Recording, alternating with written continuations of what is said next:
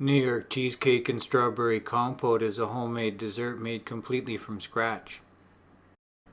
Freshly made ingredients make a big difference in how this classic dessert is prepared. All the details make a big difference to the final quality.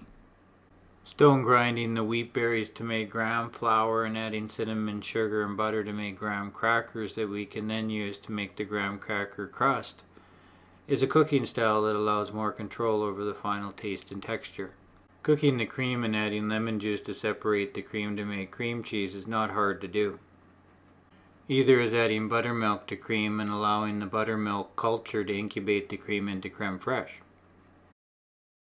I buy cream, a small bottle of live culture buttermilk, and a few fresh lemons, and start the fresh dairy making process a few days ahead of when I want to use them.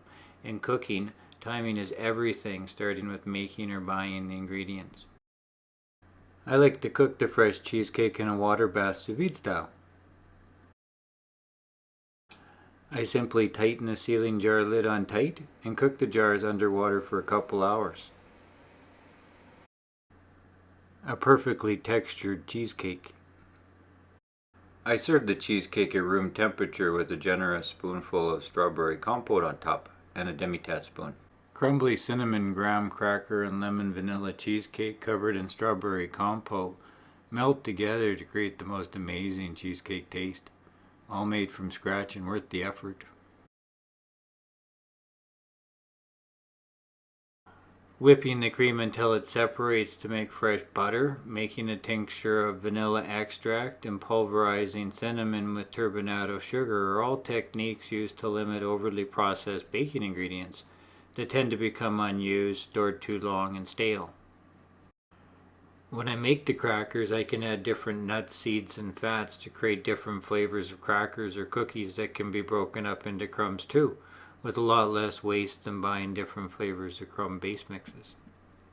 To make a graham cracker crust, I pulverize 60 grams of graham crackers in a wet dry spice mill. Added 10 grams of dark brown sugar and mixed it in. I added the crumbs to a small mixing bowl and mixed in 15 grams of melted butter. I divided the graham cracker crust equally amongst 3 125 milliliter mason jars and tapped them down flat with an espresso tamper. To make the lemon vanilla cheesecake, I scaled 120 grams of freshly made cream cheese, 25 grams of freshly made creme fraiche, and 45 grams of cane sugar into a mixing bowl. I added a 5 milliliter splash of vanilla extract and the zest of 1 lemon and whisked until smooth. I added an egg and slowly whisked it in. I divided the cheese mixture between the 3 125 milliliter mason jars filled with graham cracker crust and fastened the lids. I placed the jars into the water bath using canning jar tongs. Canning tools are ideally used for sous vide. I set the immersion circulator at 80 degrees Celsius and set a timer for 2 hours. The cheesecake was refrigerated overnight and brought to room temperature before serving. When I popped open the lid, the cheesecake smelled of vanilla and lemon. The jar was literally canned in sanitary conditions, so the cheesecake jars will have a great shelf life if left sealed and refrigerated.